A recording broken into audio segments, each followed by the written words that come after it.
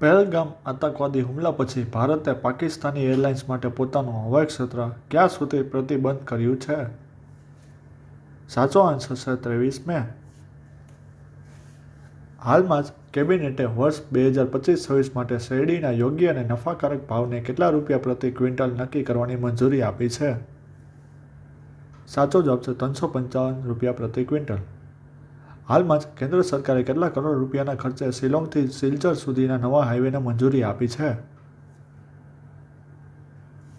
સાચો જવાબ છે 22,864 કરોડ. હાલમાં જ જનજાતીય મંત્રાલયે કેટલા એકલવ્ય મોડેલ રેસિડેન્શિયલ સ્કૂલમાં સ્પેસ લેબોરેટરીઝ સ્થાપવાની જાહેરાત કરી છે? સાચો જવાબ છે 75.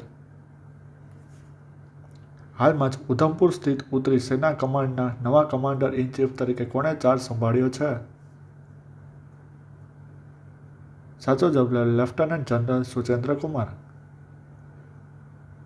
હાલમાં જ યુએસએ લાંબા વિલંબ પછી કયા દેશ સાથે રણનીતિક ખનિજ સમજૂતી પર હસ્તાક્ષર કર્યા છે?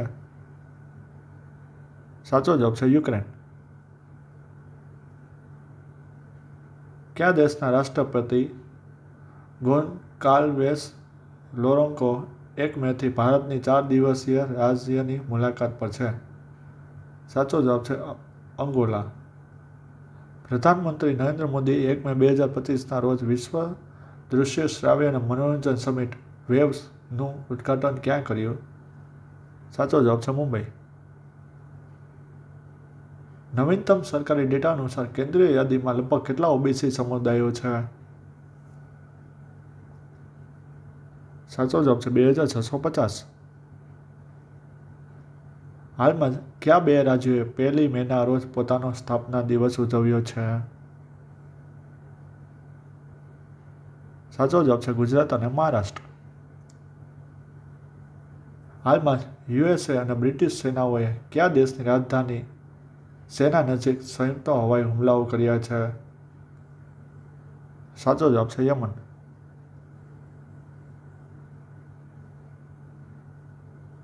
સિમલીપાલને ભિતકર્નિકા પછી કયા રાજ્યનું બીજું રાષ્ટ્રીય ઉદ્યાન જાહેર કરવામાં આવ્યું છે?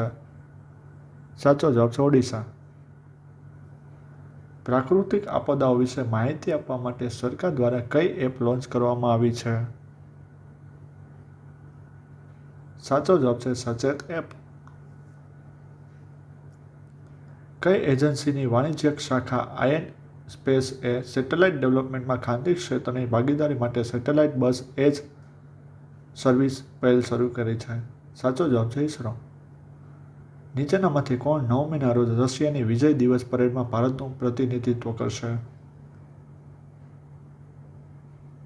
સાચો જવાબ છે રક્ષામંત્રી રાજનાથ સિંહ.